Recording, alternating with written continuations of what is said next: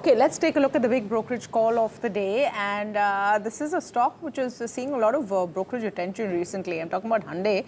UBS has now initiated coverage on Hyundai Motor with a buy rating. Hersh joining with more details. Well, yes, and a 20+% upside as well. So 2,350 rupees is the target price that they've given to Hyundai.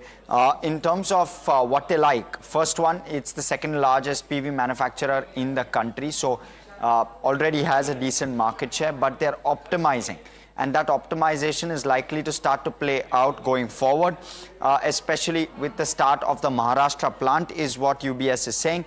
This will increase overall capacity by 30%, will bolster domestic as well as export growth. They're expecting FY26 to 28, the domestic volume growth to be at 10% versus the 2% number between FY19 and FY25. So that is expected to substantially drive growth going forward.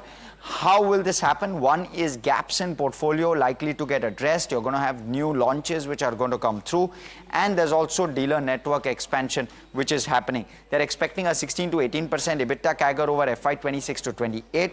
The risks being over-reliance on the Creta as a product and missteps in future launches, which is the new launches which Hyundai is expected to make. All right, Harsh, thanks so much for that. And it's an interesting take on a stock that has underperformed, to say the very least. It is up about 4.8% or thereabouts. But if we have the metric on move since the listing and the change from the issue price, if we can, it's not really done too much. But by quick view on Hyundai? So we discussed last time, right? That I bought on the day of rate cut. Okay. At around 1835. Oh. So, because see, I like to buy this kind of, that is what my theme is, right? Net cash of 12,000 crores in the balance sheet, very high ROC, no short-term trigger, but I took a call that market will take this narrative that if rates are going to get cut, you have to buy some auto company. And all other auto companies have moved up.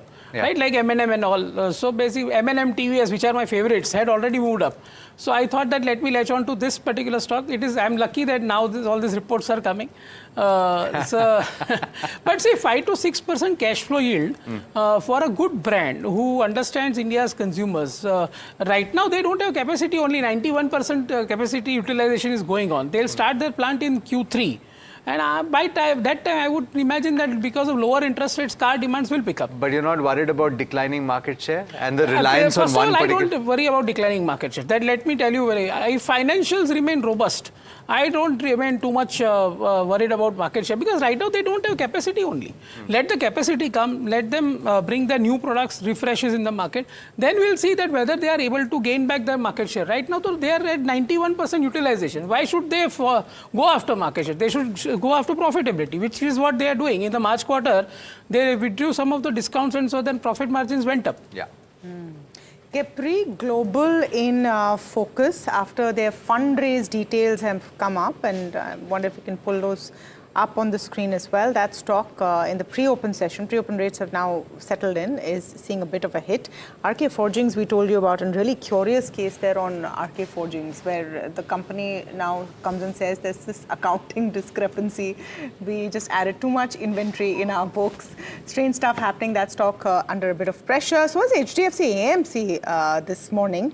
You're probably going to see a few of your paint companies also see pain. Indigo, Paints, Berger are some of those that you could look at.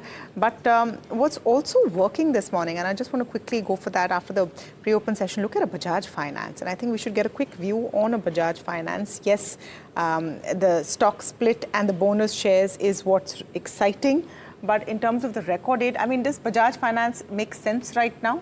Parag bhai? So I am playing it through Bajaj Finserv right now. Bajaj Finance, I already captured. Luckily, I was able to get move. Bajaj Finserv, I am because see, remember one thing, when Sanjeev Bajaj said that I am going to buy 25% stake from Alliance at 24,180 crores, he is actually thumping the table and saying that my insurance companies are going to do very well in over next 3 to 4 years by the time he lists it. So now, when they get listed, Bajaj General Insurance and Life Insurance, then Bajaj Finserv will have 75% stake in them. So that value will get unlocked at that time, plus the 51% stake in Bajaj Finance itself, which will also grow. And where again there is a tailwind, right? The cost of funds are picking out, the credit cost will pick out over a period of time, hopefully. So I would say that it's not a cheap stock, but a high quality stock. So I am saying that holding it through Bajaj Finserv makes more sense right now.